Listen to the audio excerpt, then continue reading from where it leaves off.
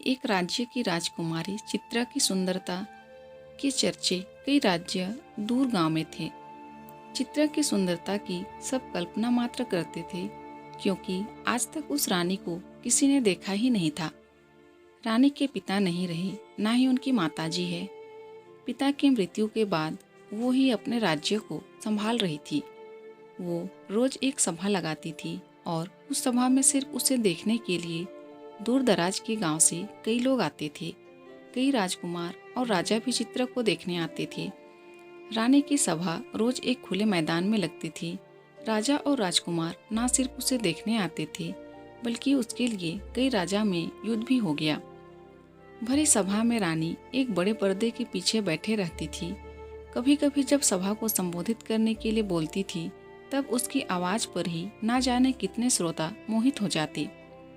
रानी बहुत चतुर थी। अपने राज्य पर आक्रमण ना हो जाए और कोई उसे पाने के लिए सभा में ही उसे उठा ना ले जाए, इसलिए रानी ने पहले ही सभा में यह घोषणा करवा दी थी कि वो अपने शयन कक्ष में ही बिना पर्दे के रहती है।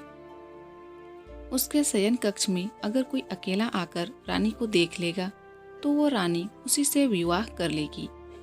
अगर ऐसा ना करके वो सेना लेकर हमें जितना आया तो समझा जाएगा कि वो कायर है। रानी की चतुराई के कारण कोई भी उसके राज्य पर हमला नहीं करता था।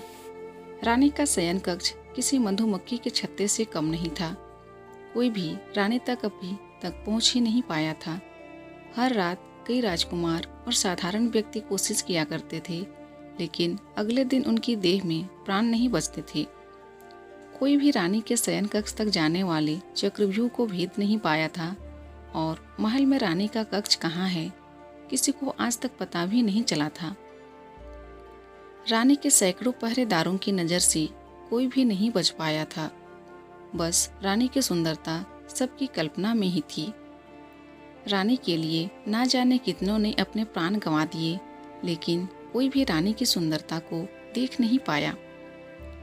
उसी राज्य में एक युवक था जिसका नाम था सरस। युवक बड़ा ही साधारण था, लेकिन बुद्धिमान था। उसे इस तरह एक स्त्री के लिए लोगों का मरना बड़ा दुखी करता था। वो कई को समझाता भी था कि दिन रात एक अनदेखी रानी की इतनी चर्चा करना बेकार है, लेकिन शायद ही वो किसी को समझा पाया हो। एक सुबह उसके गांव का एक नवयुवक रानी को देखने की चेष्टा में अपने प्राण गंवा बैठा। वो युवक सरस का मित्र भी था। उस दिन वो बहुत रोया भी और मन में बस एक ही विचार कर रहा था कि इसका अंत कब और कैसे होगा। फिर उस युवक ने पूरी रात्रि विचार किया। सुबह वो रानी की सभा के बाद पहरेदार के प्रमुख से मिला और कहा कि वो भी रानी की सेवा में सेना में शामिल होना चाहता है। उस प्रमुख ने उससे कहा कि यह तुम्हारे बस का काम नहीं है। तुम्हें देख ही मैं जान गया तुम युद्ध के लिए नहीं बने हो। सरस बोला कि वो उसे किसी भी काम के लिए रख लीजिए। सरस बोला कि वो अच्छा भोजन बना सकता है और पहरेदार को रात्रि में अन्न पानी तो चाहिए ही होता है। वो जी जान से सेवा करेगा। इस तरह की बातें करके वो सेना के लिए भोजन पानी का प्रबंध करने वाले समूह में आ गया। करीब 6 माह तक वो मन लगाकर सेवा करता रहा। इस दौरान रानी को देखने की चाह लिए युवक भी आते रहे और अपने प्राण गंवाते रहे। फिर एक रात्रि लगभग 2 बजे उसने रसोई घर में खीर बनाई और सभी पहरेदारों को खीर वितरित की। कई ने मना किया कि उन्हें सचेत रहना, लेकिन उसने कहा कि आज कोई नहीं आने वाला है, क्योंकि रात चांदनी है और कोई मूर्ख ही आ जाएगा।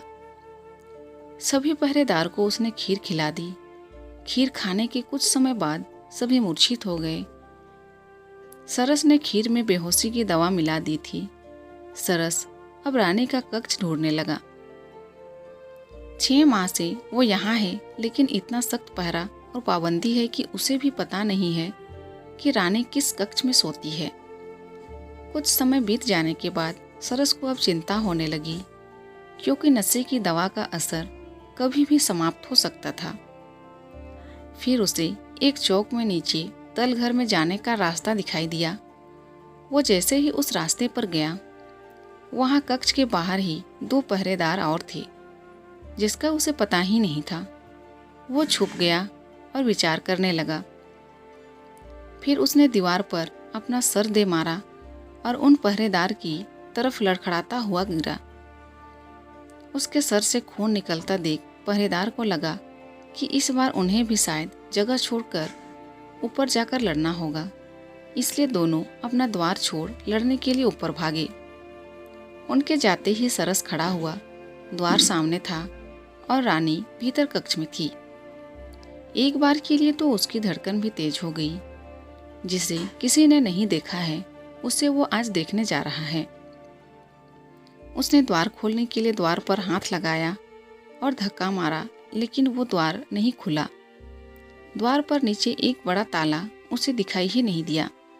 उसने सोचा कि अब उसकी जान गई, क्योंकि कुछ समय में पहरेदार होश में आएंगे और वो पकड़ा जाएगा। उसने कैसे सोच लिया कि जिस रानी के लिए इतने पहरेदार लगे, उसके द्वार पर कोई ताला नहीं होगा। लेकिन फिर उसकी आंखें चमक उठी, क्योंकि पहरेदार की चाबी उनके भागते वक्त वहीं गिर गई थी। अब उसने बिल्कुल भी देर नहीं की और चाबी लेकर द्वार खोल दिया। कक्ष के भीतर आकर उसने द्वार जल्दी से बंद किया और फिर ताला लगा लिया। अब उसने पहले एक गहरी सांस ली, फिर आंखें खोली तो उसे दिखाई दिया एक आलीशान कक्ष, सुगंधित पुष्प भांति वो कक्ष सुगंध दे रहा था, लेकिन कक्ष में प्रकाश कम था। वो रानी के बिस्तर के पास गया। उसके कदमों की सरसराहट से रानी की नींद खुल गई और वो घबरा कर उठकर बैठ गई। रानी के कक्ष में पहली बार कोई आया था। रानी ने पहले अपने चेहरे पर पर्दा किया, फिर लड़खड़ाते शब्दों से पूछा, कौन है? सरस बोला, अभी तक तो साधारण हूँ, लेकिन आपका मुख देखने के बाद हो सकता है कि साधारण ना रहूं। रानी घबरा कर खड़ी हो गई। सरस बोला कि अब यह पर्दा क्यों? अब तो मैं इस शयन कक्ष तक आ गया। अब तो मुझे वो चेहरा दिखा दीजिए जिसने ना जाने कितनों की जान ले ली। अब तो प्रकाश में आ जाइए। रानी ने अपना पर्दा हटाया और प्रकाश में आई। युवक सरस ने देखा और चौंक गया, क्योंकि लोगों के द्वारा रानी की जिस तरह की कल्पना की जा रही थी, रानी उसके बिल्कुल विपरीत थी। रानी का रंग साफ नहीं था और ना ही चेहरे पर आभा थी। युवक उसे देखकर हंसा और कहा कि अच्छा, इसलिए आप अपना चेहरा छिपाए बैठी थी, क्योंकि तुम्हें लगता है कि यह दिखाने योग्य नहीं है। रानी अब सर नीचे कर चुपचाप युवक की बात सुन रही है। फिर रानी कहती है, स्त्री सुंदर ना हो तो कौन विवाह करता है? क्या तुम अब मुझे देखने के बाद मुझसे विवाह करोगे? तुम पुरुष किस तरह की स्त्री चाहते हो मुझे पता है। जरा सोचो, एक अकेली स्त्री, वो भी अगर सुंदर ना हो तो कैसे और कब तक अपने राज्य को बचा पाती? यह मेरी चतुराई है कि मैं अभी तक रानी हूँ, किसी के अधीन नहीं हूँ। सरस बोला, तुम्हारी चतुराई ने ना जाने कितने प्राण लिए, तुम्हें पता है? रानी बोली, प्राण मैंने नहीं, उनकी सुंदर स्त्री की चाह ने लिए। तुम बताओ, अगर तुम पहले ही जानते कि मैं सुंदर नहीं हूँ, तो क्या अपने प्राण की बाजी लगाकर यहाँ तक आते? तुम मुझसे विवाह करो, अपनी पत्नी की सुंदरता का भ्रम इसी तरह लोगों में बनाए रखो। तुम्हारा भी मान बढ़ेगा कि जिसे कोई नहीं पा सका, उसे तुमने पा लिया। सरस कुछ सोचने लगा। उसे सोचता देख रानी ने कहा कि तुम यहाँ से जीवित नहीं जा सकते, तुम्हें वही करना होगा जो मैं कह रहा हूँ। सरस मुस्कुराते हुए बोला, हाँ, मैं तुमसे विवाह जरूर करूँगा। रानी उसकी बात सुनकर खुश हुई, लेकिन उसकी खुशी ज़्यादा देर की नहीं रही। सरस ने एक कपड़ा निकाला और रानी के मुंह पर रख दिया। रानी बेहोश हो गई। सरस रानी को उठाकर महल के गुप्त द्वार से होता हुआ पास ही की अपने घर में ले गया और वहां ले जाकर उसे बांध दिया।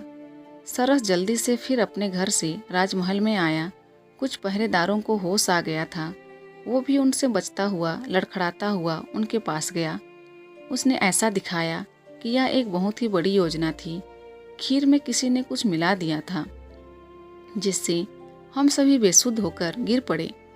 राजमहल के मंत्रीगण रानी के कक्ष में पहुंचे। रानी वहां नहीं थी। रानी को कोई ले गया था।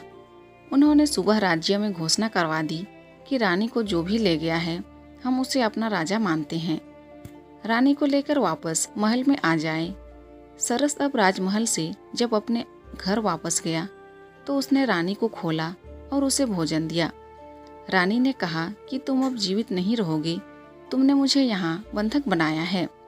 सरस ने कहा कि अब तुम मेरी पत्नी हो, तुम्हें यहीं रहना होगा मेरे साथ, तुम्हारा यही प्रायश्चित है। रानी बोली कि वो अभी यहाँ से जा रही। सरस ने बोला, जाओ लेकिन जल्दी वापस आना। रानी वहाँ से भागती हुई अपने महल की ओर गई। महल पर पहुंची तो द्वार पर ही सिपाहियों ने उसे रोक दिया। रानी बोली, मैं रानी हूँ इस महल की, तुम्हारी वहाँ रानी। सिपाही उसे देख हंसने लगे, बोले, जा यहाँ से, अपनी शक्ल देख। उन्होंने द्वार पर से उसे हटा दिया। रानी को समझ आ गया था कि सरस ने चतुराई से उसके साथ यह खेल खेला है। रानी को किसी ने नहीं देखा है, इसलिए अब वो कुछ भी करे उसे कोई पहचानेगा नहीं। वो वापस सरस के पास लौट गई। सरस ने उसे कहा, आ गई, चलो अब कुछ खा लो। रानी वहीं रहने लगी और दिनचर्या के काम करने लगी। महल में अभी तक किसी को नहीं पता रानी कहाँ गई। मंत्री ने राज्य अपने हाथ में ले लिया। दोस्तों, अगर वीडियो पसंद आए तो प्लीज़ वीडियो को लाइक कीजिए और अगर चैनल में नए हैं तो प्लीज़ मेरे चैनल को सब्सक्राइब कर दीजिए। Thank you.